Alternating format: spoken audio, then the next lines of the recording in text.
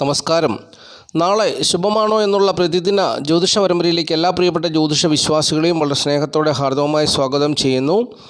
ഈ അധ്യായത്തിൽ കൂടി പ്രിയപ്പെട്ടവരായിട്ട് പങ്കുവയ്ക്കുന്ന വിഷയം 2025 ജനുവരി മാസം 15-ാം തീയതി ബുധനാഴ്ച ദിവസത്തെ ജ്യോതിഷപരമായ പ്രത്യേകതകളാണ്.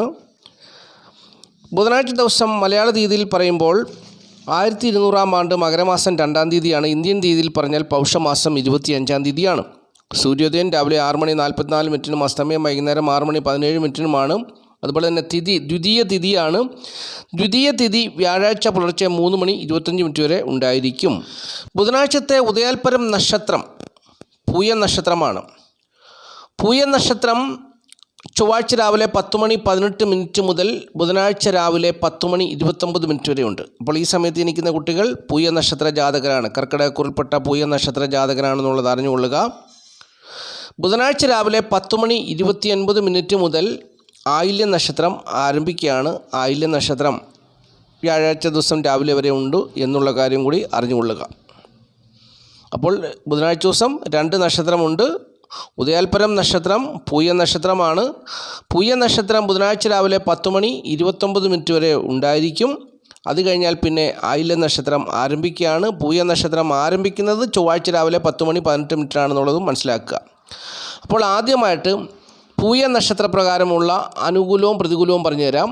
പൂയ നക്ഷത്രപ്രകാരം മകീരം, കാർത്തിക, ഉത്രട്ടാതി, രേവതി, വിശാഖം, അനിഴം, പുണർദം എന്നീ നാളുകാർക്ക് ബുധനാഴ്ച രാവിലെ 10:29 വരെയുള്ള സമയം അനുകൂലമായ അനുഭവങ്ങൾ പ്രതീക്ഷിക്കാം. ഇനി മൂലം, പൂരാടം, തിരുവാതിര, രോഹിണി, ഭരണി എന്നീ നാളുകാർക്ക് ബുധനാഴ്ച രാവിലെ 10:29 വരെ പ്രതികൂലമായ അനുഭവങ്ങൾ വന്നു ചേരും. എപ്പോൾ മുതലാണ്? ചൊവ്വാഴ്ച രാവിലെ 10:18 മുതലാണ് ഈ പൂയ നക്ഷത്രം ആരംഭിക്കുന്നത്.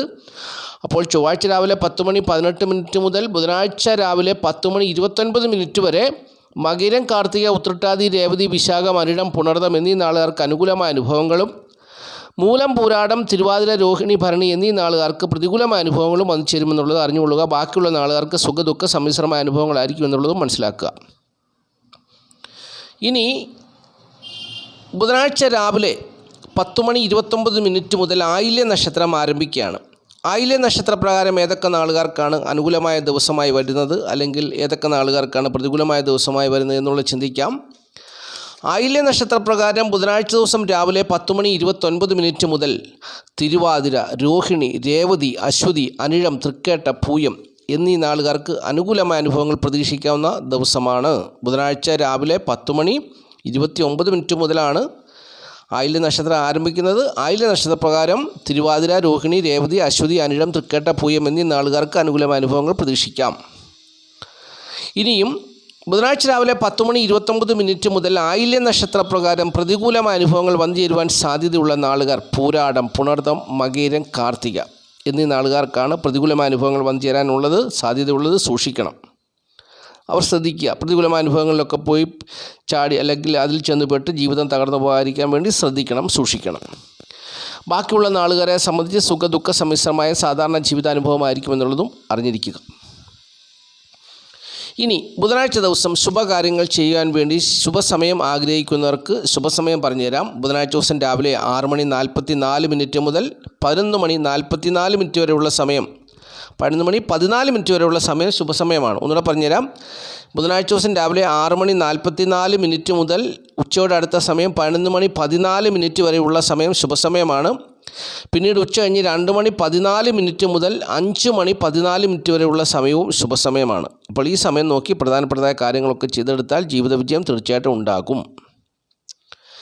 ഇനി പതിവ് പോലെ നമ്മൾ സംഖ്യാശാസ്ത്രമാണ് ചിന്തിക്കുന്നത്. സംഖ്യാശാസ്ത്രം പറയുന്ന ഇംഗ്ലീഷ് മാസ തീയതി വെച്ചാണല്ലോ. തീയതി 15 ഒറ്റസംഖ്യയാക്കുമ്പോൾ 6 വരും. ഏതൊരു മാസത്തെയും 6, 15, 24 എന്നീ തീയതികളിൽ ജനിച്ചവർക്ക് ഈ ബുധനാഴ്ച ദിവസം പ്രതികൂലമായ അനുഭവങ്ങളാണ് വന്നു ചേരുക എന്നുള്ളതാണ് സംഖ്യാശാസ്ത്രം പറയുന്നത്.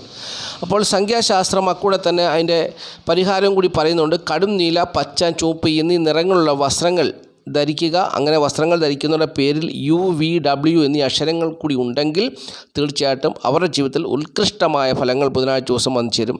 പ്രതികൂലമൊന്നും വന്നു ചേരത്തില്ല. എല്ലാം അനുകൂലമായി തന്നെ വന്നു ചേരുമെന്നുള്ളത് സംഖ്യാജ്യോതിഷം പറയുന്നു. സംഖ്യാജ്യോതിഷത്തിൽ വിശ്വസിക്കുന്ന ഇക്കാര്യങ്ങളൊക്കെ ഫോളോ ചെയ്യുക.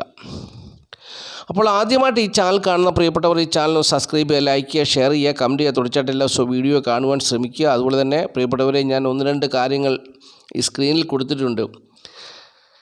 ഈ വീഡിയോ കേൾക്കുന്ന പ്രിയപ്പെട്ടവർ ഏതെങ്കിലും പ്രതിസന്ധിയിൽ അകപ്പെട്ട് നിൽക്കുന്നൊരു വ്യക്തിയാണെങ്കിൽ നിങ്ങളുടെ ജനന തീയതി, ജനിച്ച സമയമൊക്കെ വെച്ച് ഗ്രഹനില നോക്കി എന്താണ് നിങ്ങളുടെ പ്രശ്നം എന്നുള്ളത് കണ്ടുപിടിച്ച് പറഞ്ഞു തന്ന് നിങ്ങളെ ജീവിതത്തിൽ രക്ഷപ്പെടുത്താനായിട്ടാകുന്നത് ഞാൻ ശ്രമിക്കാം. ആ കാര്യം താല്പര്യമുണ്ടെങ്കിൽ അതിൽ ബന്ധപ്പെടുക. എൻ്റെ വാട്സപ്പിലേക്ക് എൻ്റെ നമ്പർ ഇതുണ്ട്. ആ വാട്സപ്പിലേക്ക് നിങ്ങളുടെ ജനന തീയതിയും ജനിച്ച സമയവും സ്ഥലവും ഒക്കെ വാട്സപ്പ് ചെയ്യുക. 500 രൂപ ദക്ഷിണയുണ്ട്. ആ കാര്യം കൂടി ഞാൻ പറയുകയാണ്. അപ്പോൾ അത് നോക്കി എന്താണ് പ്രശ്നം എന്നുള്ളത് കണ്ടുപിടിച്ച് പറഞ്ഞുതരാം.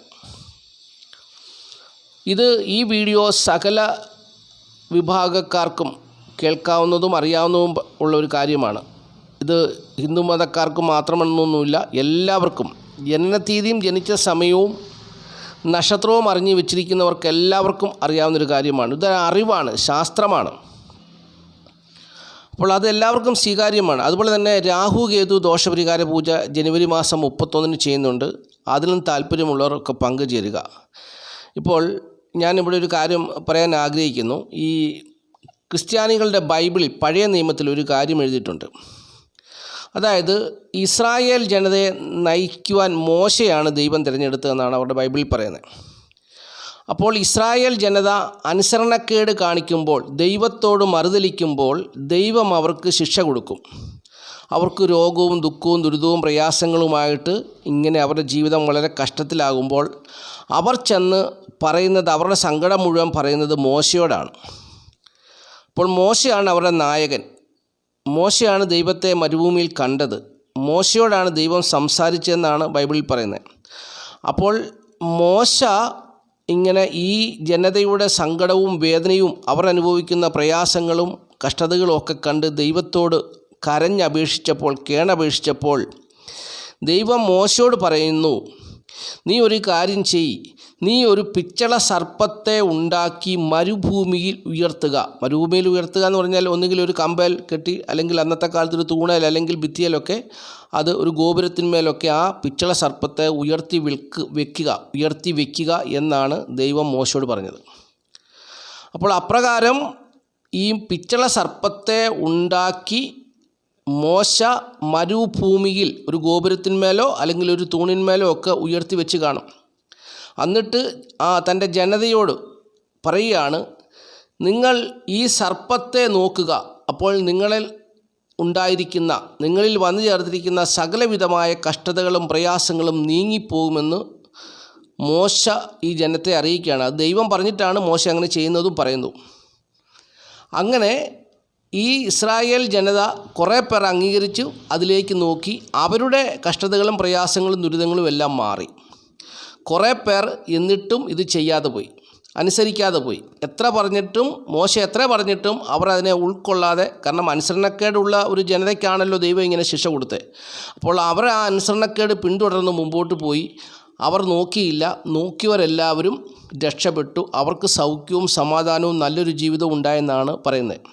പക്ഷെങ്കിൽ ഇന്ന് ക്രിസ്ത്യാനികൾ അത് അംഗീകരിക്കുന്നില്ല. അത് പഴയ നിയമമായിട്ടാണ് അവരത് കാണുന്നത്. പക്ഷെങ്കിൽ അവരുടെ ബൈബിൾ എന്ന് പറയുന്നത് പഴയ നിയമവും പുതിയ നിയമവും ഒരുമിച്ച് പ്രിൻ്റ് ചെയ്താണ് അവർ കൊണ്ടു നടക്കുന്നതും പള്ളിയിൽ കൊണ്ടുപോകുന്നതൊക്കെ. പക്ഷെങ്കിൽ അവർ ചില പള്ളിക്കാർ പാരമ്പര്യം ചിന്തിക്കുന്ന, അല്ലെ പാരമ്പര്യം പറയുന്ന പള്ളിക്കാരൊക്കെ അതിപ്പോഴും അനുഷ്ഠിക്കുന്നുണ്ട്. അവർ രൂപങ്ങളും കാഴ്ച വസ്തുക്കളും ഒക്കെ സമർപ്പിച്ചുള്ള ആരാധനാ രീതികളും ഒക്കെ അവർക്ക് ഇന്നുമുണ്ട്. അപ്പോൾ ഞാനിവിടെ പറഞ്ഞു വന്നതിൻ്റെ കാരണം, ഈ പിച്ചള സർപ്പം എന്ന് പറയുന്നത് നമുക്ക് രാഹുവാണ്. രാഹു എന്ന് പറഞ്ഞാൽ സർപ്പമാണ്. അപ്പോൾ രാഹുവിനെ കേന്ദ്രീകരിക്കുന്ന ഒരു കാര്യമാണ് ക്രിസ്ത്യാനികൾ അന്ന് അവിടെ ചെയ്ത് ദൈവം മോശയോട് പറഞ്ഞത്. അപ്പോൾ മാസ്റ്റർ മൈൻഡ് ഓഫ് നോളജിൻ്റെ ഈ വീഡിയോയിൽ കൂടി എന്നും പ്രിയപ്പെട്ടവരുമായിട്ട് പങ്കുവയ്ക്കുന്ന ഞാനൊരു മോശയാണ്. അപ്പോൾ ഞാൻ ഈ വീഡിയോ കാണുന്ന ആൾക്കാരോട് പറയുന്നു, നിങ്ങളുടെ ജീവിതത്തിലെ ദുഃഖങ്ങളും ദുരിതങ്ങളും പ്രയാസങ്ങളും ഒക്കെ പങ്കുവയ്ക്കുവാൻ നിങ്ങൾ രാഹു കേതു ദോഷപരിഹാര പൂജ ചെയ്യാൻ ഞാൻ പറയുന്നുണ്ട്. താല്പര്യമുള്ളവരൊക്കെ ചെയ്യുക. എനിക്കങ്ങനെ പറയാൻ പറ്റത്തുള്ളൂ. അന്നത്തെ കാലത്ത് മോശ ഇസ്രായേൽ ജനതയോട് നിങ്ങൾ ഈ പിച്ചള സർപ്പത്തെ നോക്കാൻ പറഞ്ഞ് അവർക്ക് കാശ് മുടക്കൊന്നുമില്ല. അവരന്ന് നോക്കിയാൽ മതിയായിരുന്നു, എന്നിട്ട് പോലും നോക്കിയില്ല. ഇന്നിപ്പോൾ കാശ് മുടക്കുണ്ട്. അതുകൊണ്ട് താല്പര്യമുള്ളവരൊക്കെ ഈ രാഹു കേതു ദോഷപരിഹാര പൂജയിൽ പങ്കുചേരുക. ജനുവരി മാസം 31 ഇത് ഇന്ന് മുതലൊന്നും ഉണ്ടായ കാര്യമല്ല. പണ്ടുകാലം മുതലേ അത് ക്രിസ്ത്യാനികളുടെ ബൈബിളിൽ അത് വ്യക്തമായിട്ട് എഴുതിയിട്ടുണ്ട്. ഇപ്പോൾ ഹിന്ദുമതത്തിൻ്റെ കാര്യം പറഞ്ഞാൽ അതിന് പ്രസക്തി ഒരുപക്ഷെ നിങ്ങൾക്ക് വിശ്വാസം വന്നു ചേരത്തില്ല, അല്ലെങ്കിൽ ചിലരൊക്കെ അതിനെ ദുർവ്യാഖ്യാനം ചെയ്യും. അതുകൊണ്ടാണ് ഞാൻ ക്രിസ്ത്യാനികളുടെ ബൈബിളിലെ കാര്യം പറഞ്ഞത്. അന്ന് മോശയോട് ദൈവം പറഞ്ഞു, നീ മരുഭൂമിയിൽ പിച്ചള സർപ്പത്തെ ഉയർത്താൻ. ആ സർപ്പമാണ് നമ്മുടെ രാഹു, സർപ്പദോഷം, അതാണ് രാഹു. അപ്പോൾ ആ രാഹുവിന് അല്ലെങ്കിൽ ആ സർപ്പത്തിനെ പകരമായി അവിടെ ഒരു പിച്ചള സർപ്പത്തെ ഉണ്ടാക്കി വെച്ചിട്ട് അതിലേക്ക് നോക്കുമ്പോൾ ദൈവികമായ ശക്തി ആ പിച്ചള സർപ്പത്തിന് വരുമ്പോൾ അവർ ദൈവത്തെ കാണുകയാണ്. ദൈവം അവർക്ക് അതിനുള്ള ആശ്വാസം കൊടുക്കുകയാണ് എന്ന് പറഞ്ഞതുപോലെ രാഹു കേതു ദോഷപരിഹാര പൂജയിൽ പ്രിയപ്പെട്ടവർ പങ്കുചേർന്നാൽ നിങ്ങളുടെ ജീവിതത്തിലെ കഷ്ടതകളും പ്രയാസങ്ങളും പ്രതിസന്ധികളും ഒക്കെ മാറിപ്പോവും. ഇതിൽ കൂടുതലൊരു ഉദാഹരണം ഇനി പറഞ്ഞു തരുവാനില്ല. താല്പര്യമുള്ളവരൊക്കെ ഇതിൽ പങ്കുചേരുക. അന്നത്തെ കാലത്ത് വെറുതെ ഒന്ന് നോക്കിയാൽ മതിയായിരുന്നു. ഇപ്പോൾ ധനച്ചെലവുണ്ട് എന്നുള്ള കാര്യം കൂടി ഞാൻ ഈ സമയത്ത് ഓർപ്പിക്കുന്നു. അപ്പോൾ ഇനി നമ്മൾ അടുത്ത വിഷയത്തിലേക്ക് കടക്കുകയാണ്. ഈ അധ്യായത്തിൽ പതിവ് പോലെ പറയുന്നൊരു വിഷയമാണ് ധനപരമായ വരവിനെക്കുറിച്ച്, ധനം വന്നു ചേരുന്ന ആളുകാരെക്കുറിച്ച്. ഇപ്പം പൂയ നക്ഷത്രപ്രകാരം ബുധനാഴ്ച ദിവസം ധനം വന്നു ചേരുന്ന പൂയ നക്ഷത്രം എന്ന് പറഞ്ഞാൽ ബുധനാഴ്ച രാവിലെ 10:29 വരെ ഉള്ളൂ. അപ്പോൾ ചൊവ്വാഴ്ച മുതലേ ആരംഭിക്കും. അപ്പോൾ ഈ ചൊവ്വാഴ്ച ആണല്ലോ ഈ വീഡിയോ പബ്ലിഷ് ചെയ്യുന്നത്. അപ്പോൾ ഇത് ചൊവ്വാഴ്ച ഉച്ചയോടെ അടുത്തൊക്കെ ഇത് കേൾക്കുന്നവരുണ്ടല്ലോ. അപ്പോൾ അതുകൊണ്ട് പറഞ്ഞു തരാം. പൂയം നക്ഷത്രപ്രകാരം ധനം വന്നു ചേരുവാൻ സാധ്യതയുള്ള നാളുകാർ പൂരം, ചിത്തിര, അനിഴം, പൂരാടം, അവിട്ടം, ഉത്രട്ടാതി, ഭരണി, മകീരം, പൂയം. ഇത്രയും നാളുകാർക്ക് ധനം വന്നു ചേരുവാൻ സാധ്യതയുണ്ട്.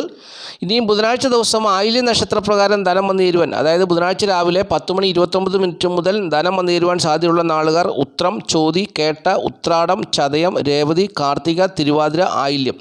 ഇത്രയും നാളുകാർക്കാണെന്നുള്ളത് അറിഞ്ഞുകൊള്ളുക. അവർക്ക് ധനം വന്നു ചേരുന്ന ഒരു ദിവസമാണ്. അല്ലെങ്കിൽ കടം ചോദിച്ചാൽ പോലും കിട്ടുന്ന ഒരു റോളിങ്ങിനൊക്കെ ആണെങ്കിലും തിരിച്ചു മറിച്ചൊക്കെ മുമ്പോട്ട് പോകാൻ പറ്റുന്ന ഒരു ദിവസമാണെന്നുള്ളത് അറിഞ്ഞുകൊള്ളുക. ഇനിയും ഈ തലക്കെട്ടിൽ കൊടുത്തിരിക്കുന്ന 16, 17, 18 തീയതികളിലെ രാജയോഗം, അമലായോഗം എന്ന് പറയുന്ന രാജയോഗം ഏതൊക്കെ നാളുകാർക്കാണ് വന്നു ചേരുന്നതെന്ന് കൂടി പറഞ്ഞ് അവസാനിപ്പിക്കാം. ചിങ്ങക്കൂറുകാർക്കാണ് അതിൻ്റെ ഗുണം കിട്ടുക. ചിങ്ങക്കൂറിൽ ചന്ദ്രൻ വന്നു ചേരുമ്പോൾ അതിൻ്റെ 10ാം ഭാവത്തിൽ വ്യാഴം എന്ന് പറയുന്ന ശുഭഗ്രഹം നിൽക്കുന്നു. അതിനാണ് അമലായോഗം എന്ന് പറയുന്ന രാജയോഗം എന്ന് പറയുന്നത്. അപ്പോൾ ചിങ്ങക്കൂറുകാർക്ക് 16, 17, 18 തീയതികളിൽ രാജയോഗ തുല്യമായ അനുഭവങ്ങൾ അവരുടെ ജീവിതത്തിൽ വന്നു ചേരുന്നതാണ് എന്നുള്ളത് മനസ്സിലാക്കുക. അപ്പോൾ അതനുസരിച്ച് പ്രവർത്തിക്കുക, ജീവിത വിജയം നേടുക. അപ്പോൾ ഇത്രയും കാര്യങ്ങളാണ് ഈ അധ്യായത്തിൽ കൂടി പ്രിയപ്പെട്ടവരായിട്ട് പങ്കുവയ്ക്കാനുള്ളത്. ഈ വീഡിയോ കാണുന്ന എല്ലാ പ്രിയപ്പെട്ടവരെയും മഹാദേവൻ സമൃദ്ധിയായിട്ട് അനുഗ്രഹിക്കട്ടെ എന്നുള്ള പ്രാർത്ഥനയോടുകൂടി നിർത്തുന്നു. നന്ദി, നമസ്കാരം. Master mind of knowledge.